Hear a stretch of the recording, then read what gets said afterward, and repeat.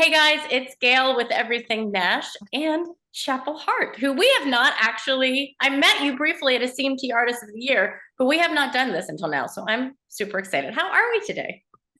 Good, so good. We Where are are you right now? Because I know you're like touring across the world. yes, we pulled out of Nashville last night and we are on the road. We have shows in Mississippi, Mississippi, Louisiana coming up this next coming week, plus a video shoot. So we're ripping and running on the interstate. There you go. It's crazy.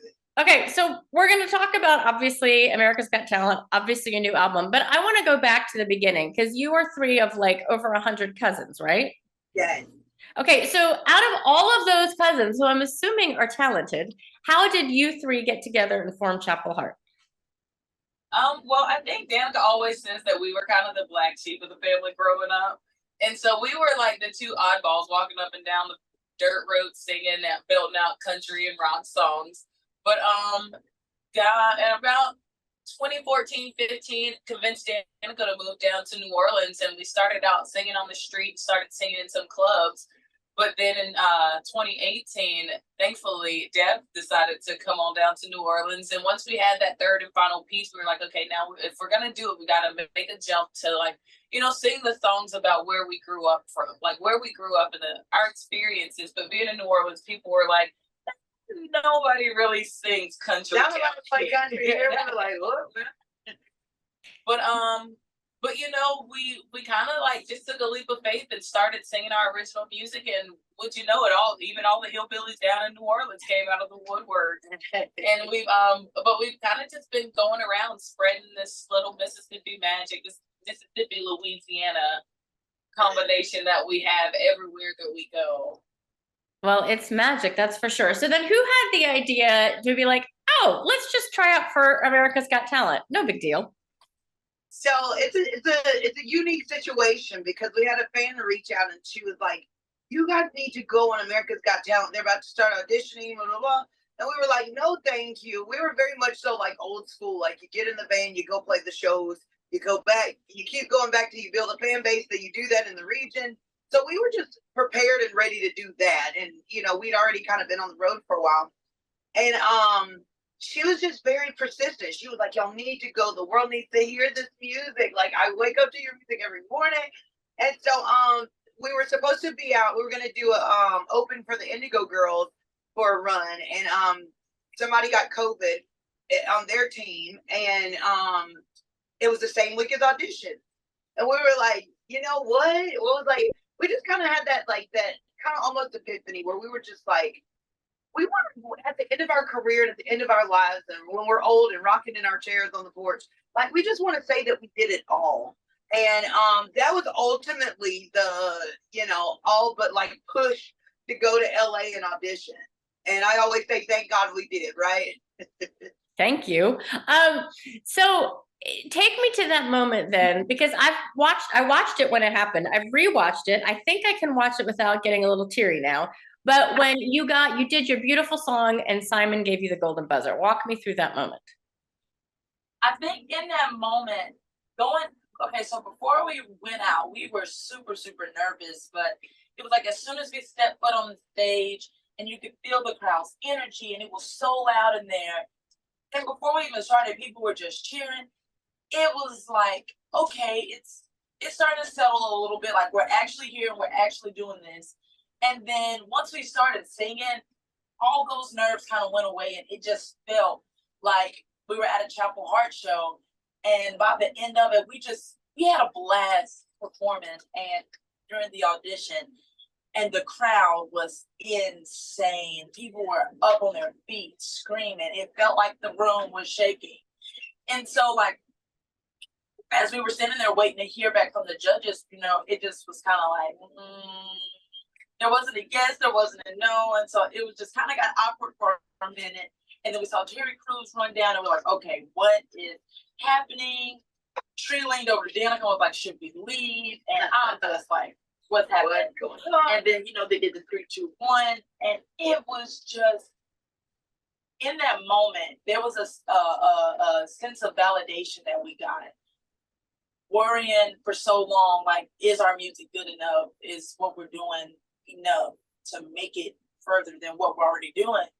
And in that moment, we really got that validation, and it was such a special moment to all of us.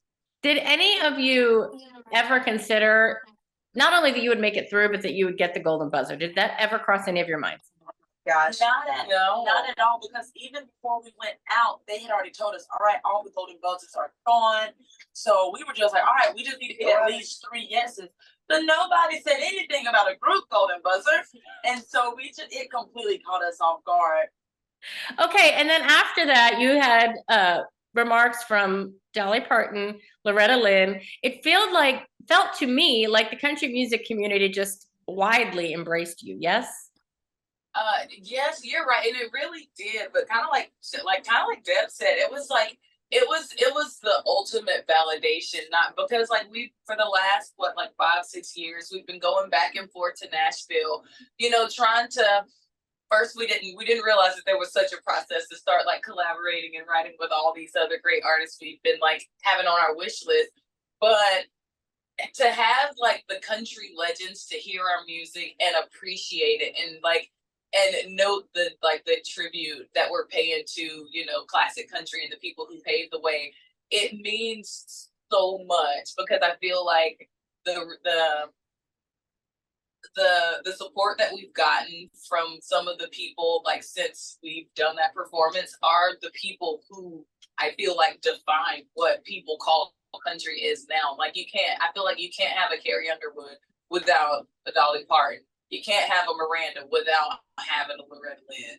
And the fact that those women like reached out and said, I see you and I like it. And for Loretta to even reach out and say, I see you, I like it, do it for me. That's incredible. That's another level. Yes, that is another level. Okay, so then we were on America's Got Talent. We landed in the top 5, which is also amazing. And then you made your Grand Ole Opry debut, which was unbelievable. What was that like? I always tell folks, I said, first of all, I say, you want to get me wound up, you bring up Dolly, bring up the Grand Ole Opry, okay? And I just get to going. And but I said, the Grand Ole Opry was the dream come true for us. And so like we like being there, it just I feel like and maybe I could say our, but in our hearts, like there was this, like there was almost just this big expectation of the Opry. And sometimes when you set your expectation, you're let down a little bit. And I don't know how the Opry exceeded the big expectation that we had, I think, in our hearts, and kind of how we dreamed it. But the Opry was the dream come true, and there is absolutely nothing about it that has let us down so far. And the people, the environment, the music, the inspiration. Every time that we go, there's more and more and more and more. Something we didn't see the last time. And we had I feel like even in such a short amount of time, we had a full circle moment.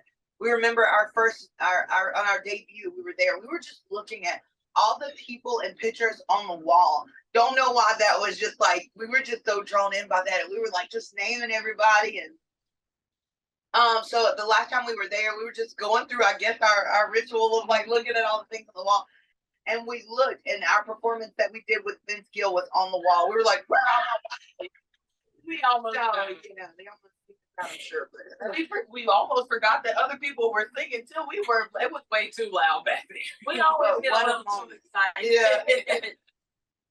Yeah. You have such a diverse fan base too. My father-in-law is 81. He loves you. You have young fans. Your music has really spanned literal generations already. And I think that's one of the things that we've enjoyed so much, especially being on the tour, because we'll go to shows and there's literally 4 generations of people like all getting up, dancing, having a good time together. But we've noticed, like, ever since You Can Have Him, Jolene kind of blew up, it's been introducing the younger generation to the classic country. And I feel like we've been kind of that musical bridge between the kids and their grandparents, between the kids and their parents. Because, like, we have people listening to Welcome to Fifth City, and they're like, well, wait a minute, what is Fifth City all about? And then they go and they discover Loretta songs. And, like, we've had people come to the show, like a little girl named Presley. She was about 8 or 9. And she said, I told my papa, usually you don't like my music, but will you please just listen to these girls and tell me why Presley, her mama, her grandpa, and her little brother all came to the show. And we're pretty sure her grandpa enjoyed it more than she did. But it's so fun, like being able to watch families come together and enjoy these music, enjoy our music. Yeah. And they say they sing the songs on the way to the show, and it makes me think that, you know, our music will maybe, hopefully, one day be the soundtrack to somebody else's glory days. Oh my gosh, I love it so much. Okay, Glory Days. Good segue. Your album is coming out. Yeah, And you guys wrote all of it. What an amazing accomplishment. Just give me all the details of the album. Let me just tell you what this album is.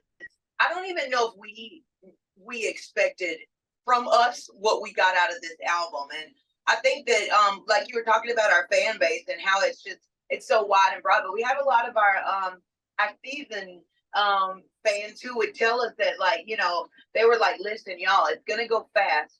So y'all make sure that you enjoy your glory days. Like, these are gonna be some of the best times of your life. You know, make sure you take a moment to take it in, or else, you know, you'll just look back and be like, those were the days. And so, and even our we call him Uncle Billy, but Billy Gibbons from ZZ Top, he told us, he was like, you know, he said 50 years can go by fast. He was like, take your time and make sure you take it in, and you know, and that we're kind to each other. And he challenged us. He said, listen, ZZ Top did 50 years. Y'all go. He was like, ZZ Top, we're at 50. He was like, so my goal is that y'all top us. And so, So but we just got 51.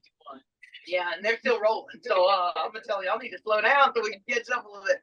But I think the beauty of it is that somehow we've managed to like capture where we are right now in the glory days into a body of music.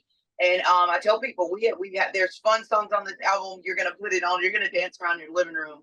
And there's songs on this album that you may listen to and you may cry your eyes out, because I tell people that during the glory days is that you're not exempt from loss, and you're not exempt from heartbreak and hardships. You're not exempt from that. So those still happen during the glory days. So you'll cry a little bit with us. You'll put on some of those songs and we'll laugh together, because you'll get a chance to go back to your childhood when you walked around barefoot and, you know, running around. You didn't have those are times you didn't have a care in the world. Nobody cared if you stepped on a rock. You know what I mean? Like, it was a much different time when we were growing up, and I think somehow we captured that in an album. And so we cannot wait for May the 19th to come, for this album to come out, because I think there's going to be so many folks who go, these were the days, like, this is it. So did you intend at the beginning to write all of the songs? Was that your goal or not? It wasn't. You know, these are songs that we've kind of wrote throughout the last year or so. And as we're going through, as we're, you know, trying to come up with what we want this album to say, the combination of the songs that we have on this album is just, it's incredible how it all came together and how they tell the story of our glory days. And we didn't even intentionally do it. I think that's super cool about this album. I think so too. Give me the story behind Welcome to Fist City. I tell people, can you imagine waking up and you've got a tweet from Dolly Parton, and then like less than an hour later, Loretta Lynn tweets you and says, listen, I love what you did with Dolly song, but won't you do something to one of mine? And when Loretta asks, you deliver, okay? And so it really was as simple as that, as far as why we wrote it. But we had such a struggle in the beginning, because the problem was Dolly was so sweet that she was like, please don't take my man. Look, you're so beautiful, and I understand why he likes you and is lusting after you, but please don't take him, because I need him. And Loretta was like, girl, I will grab you by the hair of the head. You might want to keep it moving. And so, which is how Chapel Hart probably would have said it anyway. So every song we went through, we were like, we just say it like this. So we had to get creative, and we were like, how about we don't try to flip the story? How about we just extend it? We know every floozy, she don't listen, she gonna do what she want to do. So Loretta tried to warn her. She said, look, I'll take you to Fist City if you don't stop. So we were like, we know she didn't stop. So now we had to tell her, welcome to Fist City. And from the moment this song starts, it feels like it just grabs you into the storyline. and now you're invested. And we've been our fans kind of bullied us into planning at the shows already. We're planning to do our Glory Days take 2, so we were planning to do it for the next tour run. They were Nah, they were like, play it now. Trisha Yearwood always says, give them what they want. So there you go. Okay, I got to let you guys go soon. I want to talk really quick about what your Mississippi family, what that upbringing, what is that to you now that you have reached this level? I would have to say our Mississippi family is it's like that Southern backbone. And I actually have to rewind it because it's not just Mississippi, because we're born and raised in Mississippi, but we had our musical raising in New Orleans. So it's like that Mississippi, Louisiana combination, but it's like the best Southern backbone. It's like that aunt you have at the baseball game that cheers way too loud and will probably fight another little kid if they hit you too hard. Right. But it's support like you would not believe, because sometimes people might come after you or say mean things online, and at this point we just what? Sometimes we gotta tell our fans, all right, now don't y'all be mean too. Don't go too hard on them. But it's also it's like that extended family support that you didn't know that you needed until you're off in Iowa and somebody from Louisiana or Mississippi shows up, and it's like instantly. Right. But I also think that on this next album you're gonna hear it. Like, I think this album will get to bring everybody along with us back to Hart's Chapel, and you'll hear it in Home Is Where the Heart Is. And I'm sorry, hold on one second. You'll hear it in songs like Home Is Where the Heart Is, and you'll hear it in songs like If You Ain't Wearing Boots, Fam Damly. And it's exactly our relationship with our family, but also the things that we grew up on. We grew up on friendship. We grew up on loyalty. We grew up on community. And you're gonna, and that's what I'm so excited for. Like I said, we cannot wait for May 19th. I always hate when things are so far out, and then you got to go through the period where you can't even talk about the album. But it's like, just let us tell people. Awesome. Glory Days out May 19th. So good to see you girls. I hope we get to talk a lot more in the near future, and best of luck to you. Bestie, you gotta have us back, okay? I will. Thanks, girls. Have a great day. Thank you. Bye. Bye.